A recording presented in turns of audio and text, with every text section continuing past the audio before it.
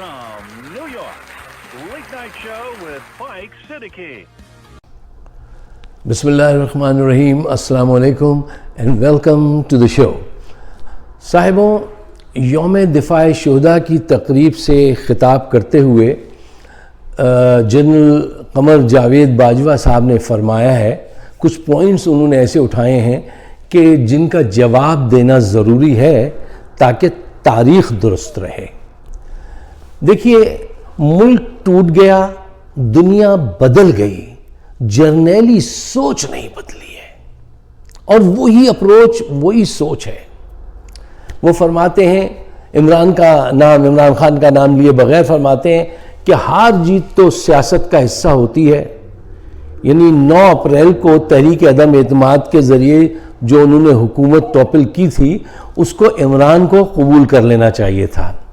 देखिए, हार जीत तो यकीनन हर खेल का हिस्सा होती है, लेकिन एक चीज़ है जिसको साजिश भी कहते हैं, और वो कैसे होती है, हार जीत कैसे होती है, इस फ़र्क को बहुत आसानी से समझा जा सकता है। जब मेंबरान असम्बली को ख़रीदा गया, मतलब ये छुपी हुई कोई बात नहीं है इनमें से कोई भी, मेंबरान असम्बली को बाकायदा ख़रीदा गया, लालच दी गई, धमकाया गया, फिर रात के अंधेरे में अदालत लगवाकर, ये पाकिस्तान की तारीख में पहली दफ़ा हुआ है, फिर आधी रात को अदालत लगवाई गई। आज तक कोई ऐसी इमरजेंसी हुई थी? आधी रात को अदालत लगवाकर अपने हक में फैसला लिया गया, जानते बूझते कि ये करप्ट लोग हैं, उनको हुकूमत दिलवाई गई। ये साजिश थी, ये हार और जीत नहीं थी कि जिनकी असम्बली में इतनी भी कुव्वत मेंबरान नहीं, उनको आपने हुकूमत बनवा के दी। अब आप इसको हार और जीत कहते हैं तो ये आपकी मासूमियत है। अवाम इतनी मासूम नहीं है। तारीख में हमेशा के लिए ये चीज़ लिखी जाएगी कि जावेद बाजवा साहब ने जो है वो ऐसे शब्खू मारा था, ऐसे लोगों को ये लाए थे जो सर्टिफाइड करप्ट लोग थे, और उनके किरदार और लेन देन की वजह से पाकिस्तान की मईशत डूब रही थी और वो बिल्कुल नीचे चली गई इनकी वजह से। अच्छा, अब आइए एक और अहम पॉइंट की तरफ। आपने फरमाया कि पिछले साल, गुज़िश्ता साल यानी 2021 के फरवरी में हमने ये फैसला कर लिया था कि अब फौज सियासत में हिस्सा नहीं लेगी। अब आप जरा गौर कीजिए इस पे। यानी कब डिसाइड किया? कह रहे हैं गुज़िश्ता साल फरवरी में डिसाइड कर लिया कि अब फौज सियासत में हिस्सा नहीं लेगी। अच्छा, इसके मामले ये हुए कि आपने एक काम को डिसकंटिन्यू किया, 2021 में डिसकंटिन्यू किया। अच्छा, कोई चीज डिसकंटिन्यू कब की जा सकती है? उसी वक्त की जा सकती है जबकि उससे पहले उसकी कंटिन्यूएशन जारी रही हो। वो जारी काम था जिसको रोक दिया गया। यानी उससे पहले 2021 के फरवरी से पहले फौज सियासत में मुकम्मल हिस्सा लेती रही है, इस बात का इकरार आपका बयान खुद करता है। अच्छा, और जरा गहराई में उतर के जायजा लीजिए। यहीं तक अगर बात होती ना कि रोक दिया होता तो बात थी।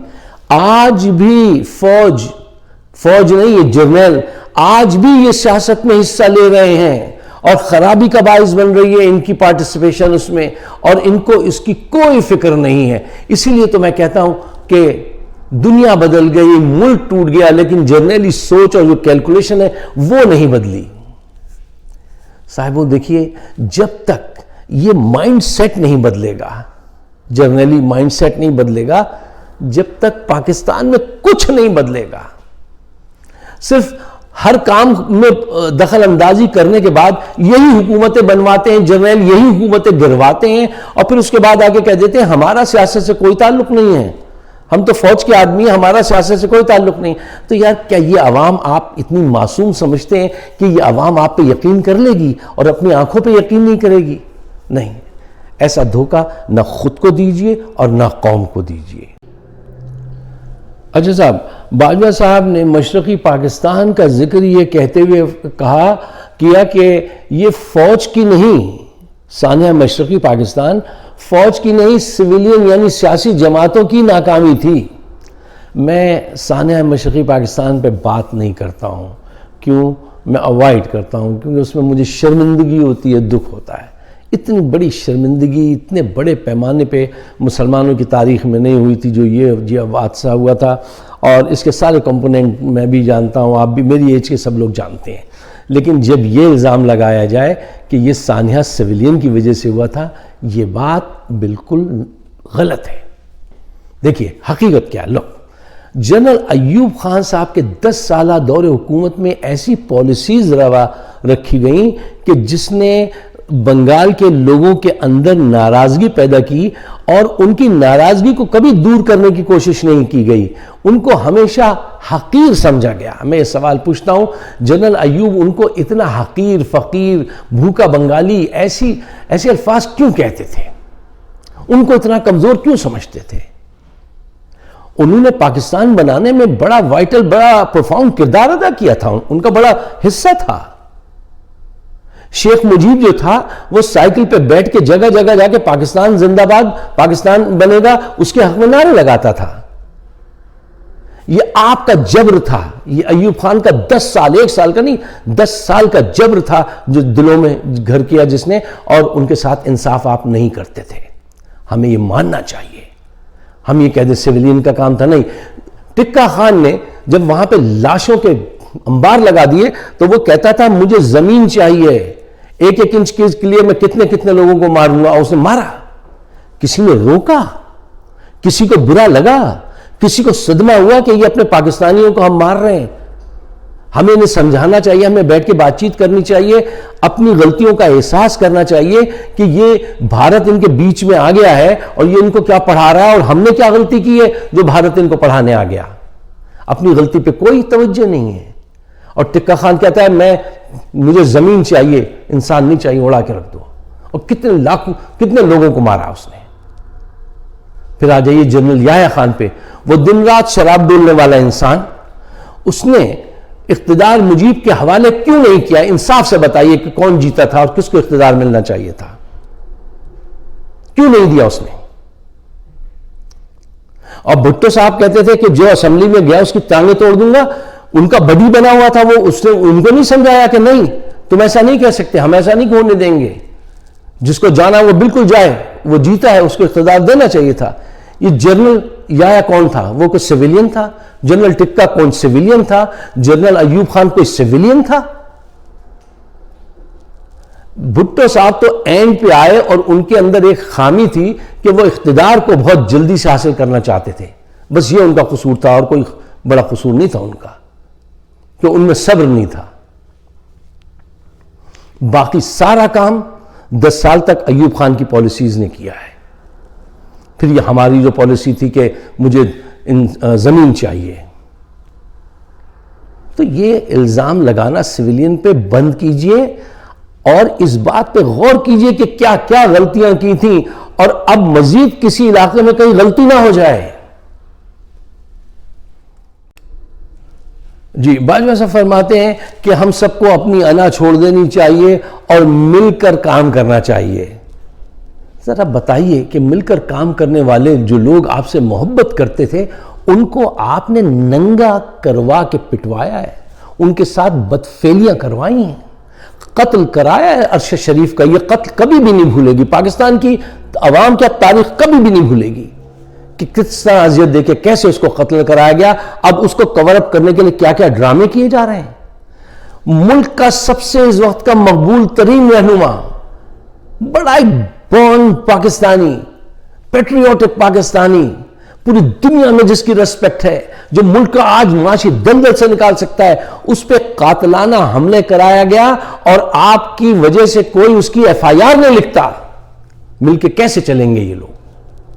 اور تو اور آج بھی اس پہ قاتلانہ حملے کی تیاری کی جا رہی ہے, اور کہا جا رہا ہے عمران کی لاش چاہیے. اچھا, آپ کو لاش چاہیے اور ہمیں ساتھ مل کر چلنے کا درس بھی ہے. بہت خوب. یار مجھے بتائیے, یہ صابر شاکر, سمیع ابراہیم, جمیل فاروقی, معید پیرزادہ, یہ سب فوج لورز تھے. یہ وہ سارے لوگ تھے جو آج تک فوج کو ڈیفینڈ کرتے تھے. ان کے ساتھ یہ سلوک کیا آپ نے، یہ آپ کی بی ٹیم تھی، اسی کو اس طرح سے رون دیا. کس قدر ذہنی اذیت کا شکار ہے صابر شاکر آپ کو پتا ہے؟ معید پیرزادہ جیسا نفیس انسان کس درجہ پریشان کر دیا آپ نے اس کو، اس کی فیملی کو، اور مسلسل تھریٹ جاری ہیں.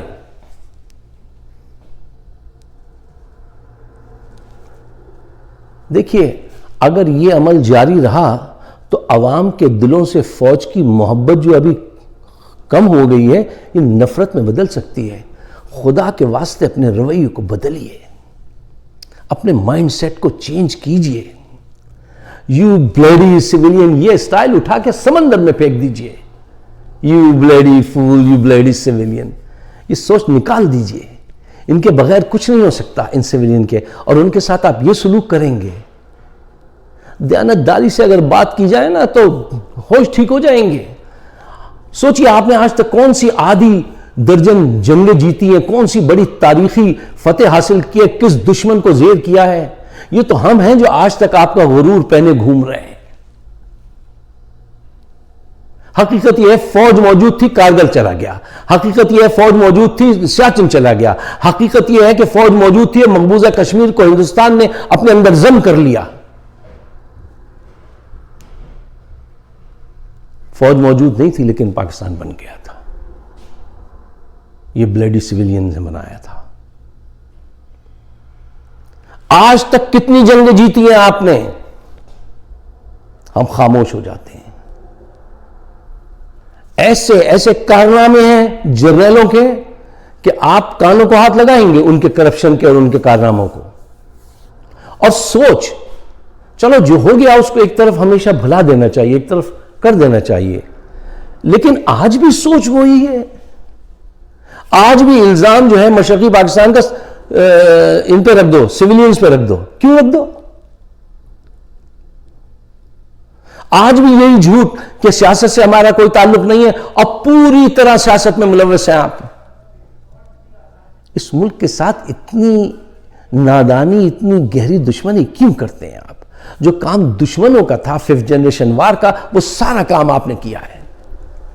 آج عوام کس درجہ آپ سے متنفر ہے، آپ ذرا کبھی سچائی سے جائزہ لے کے دیکھیں تو آپ حیران رہ جائیں گے.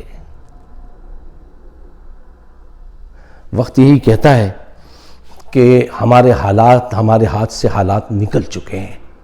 حقیقت پسندی سے بات کیجئے، افسانوں میں مت زندہ رہیے، بادلوں میں مت اڑیے، جھرنوں کے ساتھ مت بہیے. یہ کوئی رومانٹک وہ نہیں ہے، یہ حقیقت پسندی کا دور ہے.